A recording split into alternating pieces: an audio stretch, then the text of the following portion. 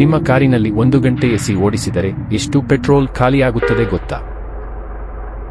AC ಬಳಕೆ ಹೆಚ್ಚುವರಿ ಇಂಧನ ಬಳಸುತ್ತದೆ. ಕಾರಿನಲ್ಲಿ ಎಸಿ ಬಳಸಿದರೆ ಹೆಚ್ಚುವರಿ ಇಂಧನ ಬಳಕೆಯಾಗುವುದು ಎಲ್ಲರಿಗೂ ತಿಳಿದಿದೆ. ಆದರೆ ನಿಖರವಾಗಿ ಎಷ್ಟು ಎಂಬುದು ಕಾರಿನ ಮೇಲೆ ಅವಲಂಬಿತವಾಗಿರುತ್ತದೆ. ಎಂಜಿನ್ ಸಾಮರ್ಥ್ಯ ಮಹತ್ವದ ಪಾತ್ರ ವಹಿಸುತ್ತದೆ. ಎಸಿ ಬಳಕೆಯಿಂದ ಇಂಧನ ಖರ್ಚು ವಾಹನದ ಪ್ರಕಾರ ಎಂಜಿನ್ ಸಾಮರ್ಥ್ಯದ ಮೇಲೆ ನಿರ್ಧರಿಸುತ್ತದೆ. 1.2 ಅಥವಾ 1.5 ಎಂಜಿನ್ ಹೊಂದಿರುವ ಸಣ್ಣ ಕಾರುಗಳು ಕಡಿಮೆ ಇಂಧನ ಬಳಕೆಯಾದರೆ, 2 ಅಥವಾ ಅದಕ್ಕಿಂತ ಹೆಚ್ಚಿನ ಎಂಜಿನ್ ಹೊಂದಿರುವ ದೊಡ್ಡ ಕಾರುಗಳು ಹೆಚ್ಚಿನ ಇಂಧನ ಬಳಕೆ ಮಾಡುತ್ತವೆ.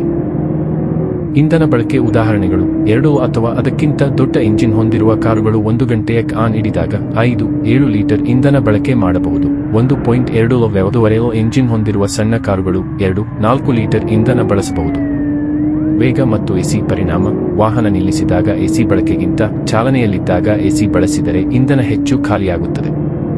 ಎಂಜಿನ್ ಮೇಲೆ ಹೆಚ್ಚಿನ ಒತ್ತಡ ಬರುವುದರಿಂದ ಮೈಲೇಜ್ ಕಡಿಮೆ ಆಗುತ್ತದೆ. ಹೆಚ್ಚುವರಿ ಇಂಧನ ಬಳಕೆಯ ಕಾರಣ ಕಾರಿನ ಕ್ಯಾಬಿನ್ ತಂಪಾಗಿಸಲು ಕಂಪ್ರೆಷರ್ ಹೆಚ್ಚು ಶ್ರಮಿಸುತ್ತದೆ. ಹೊರಗಿನ ಬಿಸಿಲು ಹೆಚ್ಚಾದಲ್ಲಿ ಎಸಿ ಹೆಚ್ಚು ಇಂಧನ ಬಳಕೆ ಮಾಡುತ್ತದೆ. ಎಸಿ ನಿಯಂತ್ರಣದ ಮಟ್ಟ: ಎಸಿಯನ್ನು ಮಧ್ಯಮ ಮಟ್ಟದಲ್ಲಿ ಇಡುವುದು ಇಂಧನ ಬಳಕೆಯನ್ನು ಕಡಿಮೆ ಮಾಡುತ್ತದೆ. ಎಸಿಯನ್ನು ಟಾಪ್ನಲ್ಲಿ ಇಡುವ ಬದಲು ಮಧ್ಯಮ ಮಟ್ಟದಲ್ಲಿ ಇಡುವುದು ಉತ್ತಮ.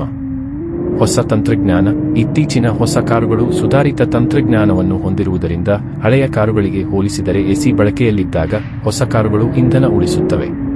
ಸರಿಯಾದ ನಿರ್ವಹಣೆ: ಎಸಿ ವೆಂಟ್ಗಳ ಸರಿಯಾದ ನಿರ್ವಹಣೆ ಮತ್ತು ಕಾರುಗಳನ್ನು ನೆರಳಿನಲ್ಲಿ ಪಾರ್ಕ್ ಮಾಡುವುದರಿಂದ ಇಂಧನ ಬಳಕೆಯನ್ನು ಕಡಿಮೆ ಮಾಡಬಹುದು.